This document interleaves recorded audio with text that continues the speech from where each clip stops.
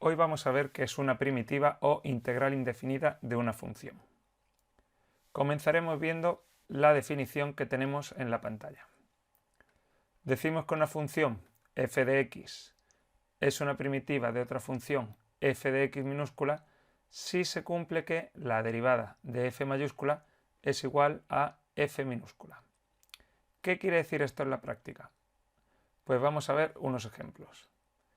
Primer ejemplo, tenemos la función coseno de x. Pues tenemos que buscar una función cuya derivada sea coseno de x. ¿Qué función derivada da coseno de x? Pues la función que estamos buscando sería seno de x, ya que la derivada de seno de x es precisamente coseno de x.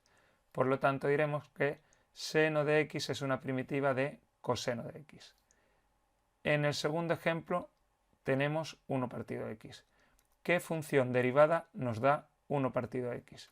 Pues la función cuya derivada es 1 partido x será logaritmo neperiano de x. A esta x le vamos a poner un valor absoluto. ¿Por qué? Porque si x es negativa, no existiría el logaritmo neperiano de x. Si ponemos este valor absoluto, evitamos ese problema. En el tercer ejemplo tenemos la función e elevado a x. ¿Qué función derivada me da e elevado a x? Pues la propia e elevado a x, ya que la derivada de elevado a x es elevado a x. En el cuarto ejemplo tenemos la función menos seno de x. ¿Qué función derivada me da menos seno de x? Pues la función que estamos buscando será coseno de x. En el siguiente ejemplo la función es 1 partido 1 más x cuadrado. Pues tenemos que buscar una función cuya derivada sea 1 partido 1 más x cuadrado. ¿Qué función derivada nos da 1 partido 1 más x cuadrado? La función que buscamos será arco tangente de x. Y en el último caso tenemos la función 1 partido coseno cuadrado de x. ¿Qué función derivada nos da 1 partido coseno cuadrado de x? Pues la función que buscamos es tangente de x. Bueno, como acabamos de ver, para poder realizar el cálculo de una primitiva es muy importante que sepamos derivar con bastante soltura. Si no sabemos derivar con soltura, va a ser imposible que podamos calcular integrales. A estas integrales que acabamos de ver se les llama integrales inmediatas. ¿Por qué? Porque basta con saber derivar para poder calcular la primitiva. No hay que realizar ningún proceso previamente. Ahora vamos a ver cómo se escribe formalmente todos estos cálculos que hemos realizado a la izquierda. Vamos al primer caso. Teníamos la función coseno de x. Pues escribiríamos lo siguiente. Una especie de s alargada. Dentro ponemos la función coseno de x. Al lado tenemos que escribir a la fuerza de x. ¿Qué es cada cosa? Pues este signo significa integral. ¿Integral de quién en este caso? De coseno de x. ¿Y qué es esta de x que hemos puesto al lado? Pues esta de x es la diferencial de x. Simplemente indica que en este caso estamos integrando respecto a qué variable, a la variable x. Pues esto sería integral de coseno de x, no decimos nada del de x, sería igual a quién, a seno de x. En el segundo ejemplo pondríamos integral de quién, de 1 partido x,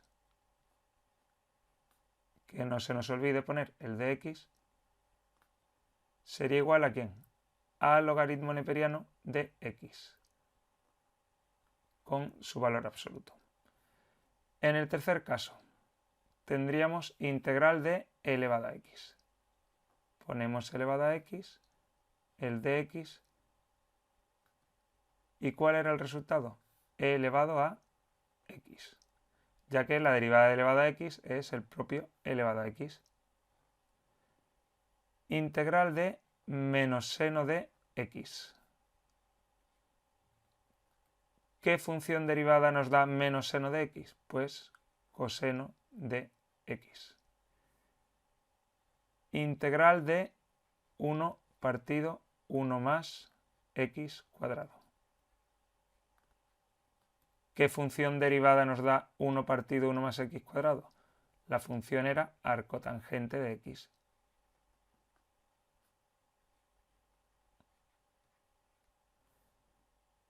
Por último, integral de 1 partido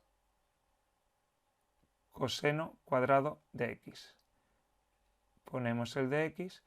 ¿Qué función derivada me da 1 partido coseno cuadrado de x?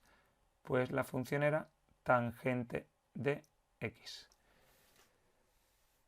Y ahora vamos a ver una cosa. ¿Qué pasaría si en vez de poner aquí seno de x hubiese puesto seno de x más 5, por ejemplo?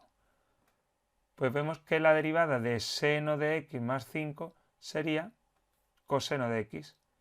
Por lo tanto, el resultado seno de x más 5 también sería una primitiva de coseno de x.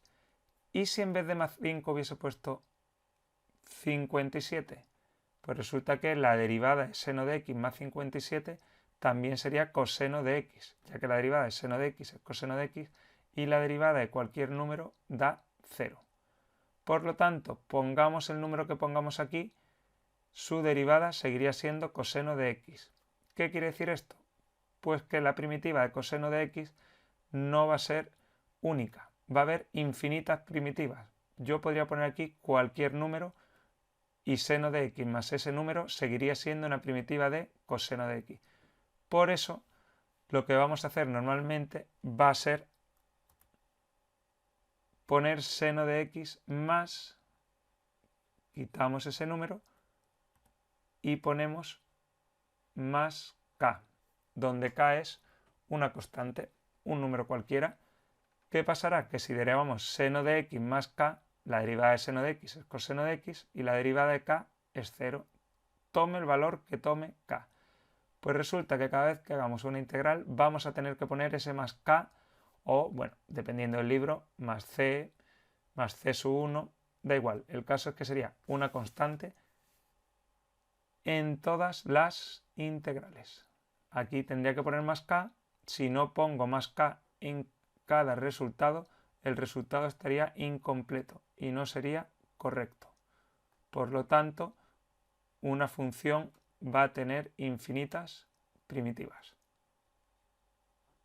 Salvo que, como veremos más adelante, me den alguna condición que me permita determinar el valor de k. Bueno, pues en los próximos vídeos veremos cómo se realizan otros tipos de integrales que no sean las inmediatas.